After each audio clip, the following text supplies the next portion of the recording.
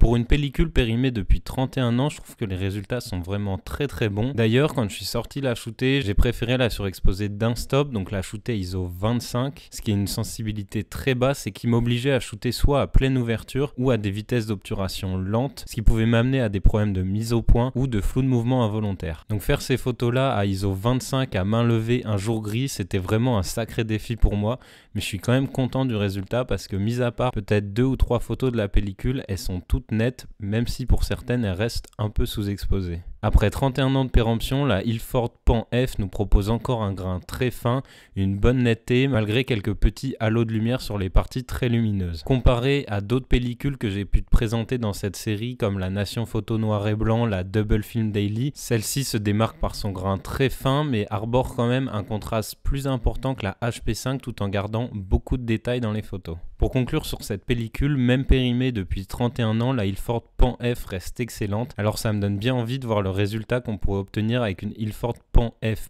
qui ne serait pas périmée. Ça y est, on arrive à la fin de cette vidéo, j'espère qu'elle t'aura plu. Si c'est le cas, n'hésite pas à me le dire en commentaire. Pense à t'abonner et surtout, oublie pas de mettre la cloche pour pas rater la prochaine vidéo. Et nous, on se retrouve demain dans une nouvelle vidéo. A plus!